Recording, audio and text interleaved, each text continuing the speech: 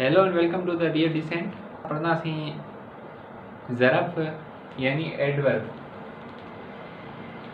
त एडवर्ब छा ही फ़ैल जे अंदर का शइ एड कई वई है, यानी वर्ब जे अंदर सिर्फ़ एड लगाई वई है, यानी एड कयो वियो आहे सिर्फ़ ज़रफ़ खे। त हिन जी बस पाण पढ़ूं त ज़रफ़ उहो लफ़्ज़ आहे जेको फ़ैल सिफ़त सां लॻे, हिकिड़ो फ़ैल सां लॻे, ॿियो सिफ़त सां लॻे। वक़्तु, जाइ, रीत, क़दर जी माना ॾेखारे त उनखे पाण चवंदासीं त हीउ ज़रफ़। वक़्त में कहिड़ियूं शयूं अची थियूं वञनि? वक़्तु यानी अॼु, कल्ह, सुभाणे, अॻे, पोइ वग़ैरह। उन खां पोइ जाइ में कहिड़ियूं शयूं अचनि थियूं? अंदरि, ॿाहिरि, हेठि, मथे।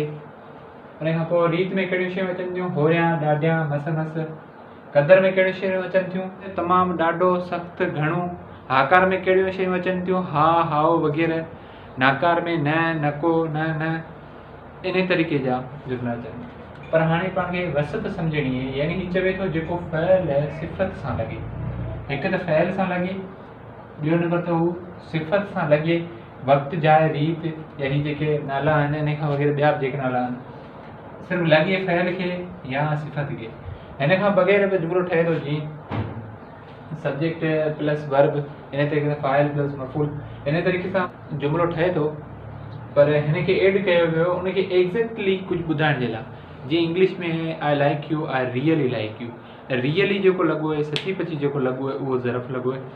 त आउं अॼु कराची आहियां, आउं अॼु कराची आहियां, आउं कराची आहियां या आउं अॼु कराची आहियां। त अॼु जेको लॻो आहे उहो हुनखे डिस्क्राइब करण लाइ लॻो आहे, यानी उहो ज़रफ़ आहे। उन खां पोइ कल्ह, तव्हां कल्ह मिठी हुआ, तव्हां मिठी हुआ, तव्हां कल्ह मिठी हुआ, त इहो लॻो आहे। उन खां पोइ सुभाणे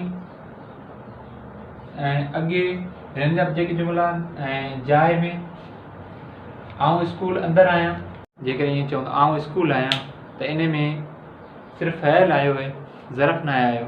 आउं स्कूल अंदरि आहियां, त अंदरि जेको उहो पाण जो ज़रफ़ आहे, यानी उनखे डिस्क्राइब कयईं फ़ाइल खे, ऐं पाण खे हिकिड़ो एग्ज़ैक्टली रस्तो ॾिनई त कहिड़े तरीक़े सां जेको अॼु आहे, कल्ह आहे, सुभाणे आहे, परीं आहे। ऐं उन खां पोइ जाइ जे हिसाब सां अंदरि आहे, ॿाहिरि आहे, हेठि, मथे। उन खां पोइ जेका रीत जे हिसाब सां होरियां, ॾाढियां आहे, मस मस वञी पए थो, चवंदा आहियूं होरियां ॻाल्हि आहे, आस्ते ॻाल्हि आहे। उन खां पोइ जेको क़दर आहे, तमामु आहे, घणो आहे, सख़्तु आहे। उन खां पोइ हाकार आहे, हाओ, हा वग़ैरह।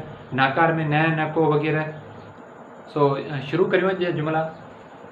त प्रोग्राम अॼु हूंदो, अॼु जेको लॻो आहे एग्ज़ैक्टली डेट लॻी, यानी ही ज़रफ़ आहे। लॻो छा सां आहे? फ़ैल सां। आउं उते हूंदुसि, उते, उते ज़रफ़ आहे। उते एग्ज़ैक्ट पाण खे जेका शइ ॿुधाए, यानी कि आउं उते हूंदुसि, हिते आहियां, मथे आहियां, हेठि आहियां, यानी उहो एग्ज़ैक्ट शइ ॿुधाए पियो, त उहो पाण जो ज़रफ़ थींदो। हूंदुसि जेको आहे उहो फ़ैल, ही नको हले, ही नाकार में अचो थो वञे, नको ज़रफ़ आहे। इहो तमामु घणो, तमामु पाण जो जेको थिए थो,